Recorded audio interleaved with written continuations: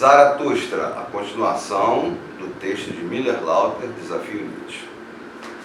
Esse aqui é o livro da série Recepção, da Alemanha.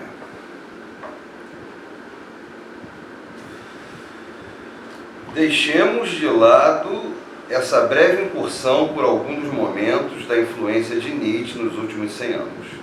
Após esse rápido panorama histórico, apresentaremos três caracterizações que provêm do próprio Nietzsche, ou a ele são imputadas.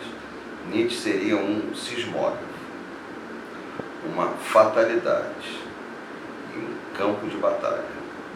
Tais caracterizações determinam de modo bem representativo a acolhida de seu pensamento obteve.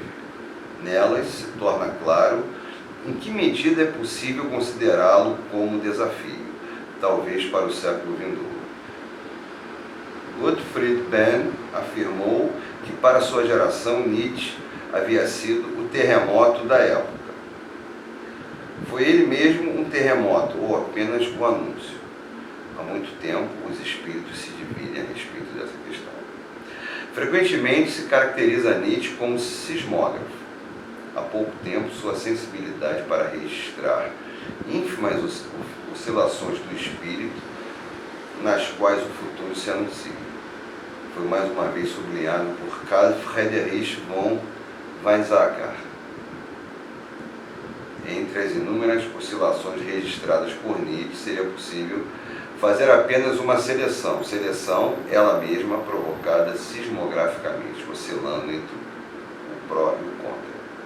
Em grande parte, o leitor é, com efeito, diretamente envolvido pelo impacto dessa filosofia, com a generosidade que talvez não lhe seja própria. Weizsäcker concede ao sismógrafo a ilusão de que provoca o terremoto, por ele mesmo sinalizado. Albert Camus perguntou certa vez se o filósofo não preparou a dominação pela violência, justamente por compreender e perceber que a lógica interna do niilismo tinha tal dominação como um de seus resultados finais, pois se empenhou em tornar a situação dos homens de sua época insustentável. Sua única esperança consistia manifestamente em levar a contradição ao extremo. Se o homem não quis morrer nos laços que o estrangulam, terá de cortá-los de um só golpe e produzir seus próprios valores. Camus prefere ouvir o Nietzsche diagnosticador ao Nietzsche profeta. Como quer que seja, Nietzsche estava longe de recusar a análise com o intuito de não estimular aquilo que se teme. Ele que desenhava o consolo. Nietzsche descreveu a si mesmo como fatalidade, sob o título Porque Sou um Destino, escreve no Etion. Conheço minha sina. Um dia o meu nome será ligado à lembrança de algo tremendo, de uma crise como jamais houve sobre a Terra. Eu não sou um homem, eu sou dinamite. Ouçamos mais uma vez Gottfried Benn. O próprio Nietzsche se autodomina e foi uma fatalidade. Mas de onde provém as fatalidades? Aqui estão em jogo forças profundas, que não sabemos de onde vêm, que subitamente deixam de jogar com um homem na Terra o mesmo jogo que com o resto. As profecias de Nietzsche, caso se queira assim denominar suas projeções futuras, são por mais genéricas e se prendem à ideia do século XIX, mais comumente se acreditar no século XX.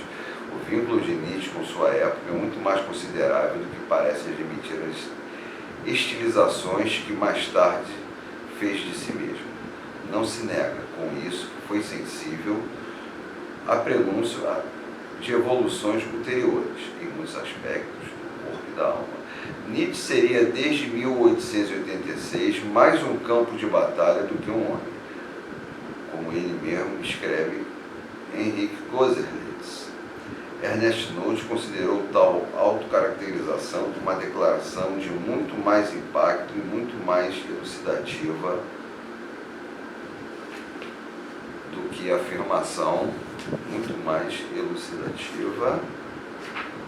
do que a afirmação, do que mais uma dinamite que um homem. Naturalmente,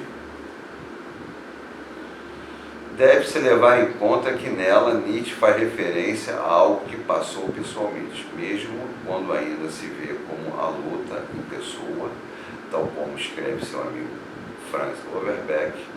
Tal expressão deve ser entendida antes de mais nada como referência a uma situação pessoal. No entanto, pode-se com direito, assim como fez Nietzsche, destacar essas expressões para caracterizar o que há de geral, os conflitos internos do filósofo, sem ter por isso de seguir a interpretação de Nietzsche. A ambição do filósofo era percorrer toda a esfera da alma moderna, estar em todos os seus recantos, encontrando nisso sua tortura e felicidade. Nietzsche continuou sendo um campo de batalha, ainda que nos últimos anos de atividade tentasse livrar-se de todas as suas hesitações, que permitissem reconhecer contradições de suas próprias intenções, por mais relativas que fossem. Em 23 de setembro de 1881, o crítico radical do cristianismo escreve a Overbeck: no que se refere ao cristianismo, pelo menos numa coisa você há de acreditar para mim. Em meu coração jamais fui moderado com ele. E desde criança muito me esforcei interiormente por seus ideais, mas por fim cheguei à conclusão de sua pura impossibilidade. Soa de modo diferente aquilo que Nietzsche anota no outono de 87. Declarei guerra ao ideal anêmico dos cristãos, não com o intuito de aniquilá-lo, mas para pôr um fim à sua tirania e abrir espaço para novos ideais, para ideais mais robustos. A permanência do ideal cristão está entre as coisas mais desejáveis que existem. É isso já em vista dos ideais que querem se impor ao lado e talvez acima dele. Eles precisam de inimigos fortes para se tornarem fortes. Em 30 de setembro de 88, alguns meses antes dele ter o colapso psíquico, no entanto, Nietzsche formula sua lei contra o cristianismo, em nome da qual deve fazer guerra mortal ao vício, que é o cristianismo. Seria já esse texto expressão de um entendimento perturbado? No Ethion, um livro claro a despeito de toda excentricidade, Nietzsche desafia repetidamente o leitor a compreender seu pensamento de uma maneira mais decidida do que antes. E como se aquele que antes aparecia por trás de máscaras e de ambiguidades quisesse agora cobrar o reconhecimento de sua identidade. Ouçam-me, eu sou isso e isso, não me confundam. A indicação de que não deixou de dar testemunho remete como que a si mesmo, enquanto natureza de contradição. E com isso, não somente as contradições têm fora de si, mas também as traz dentro de si.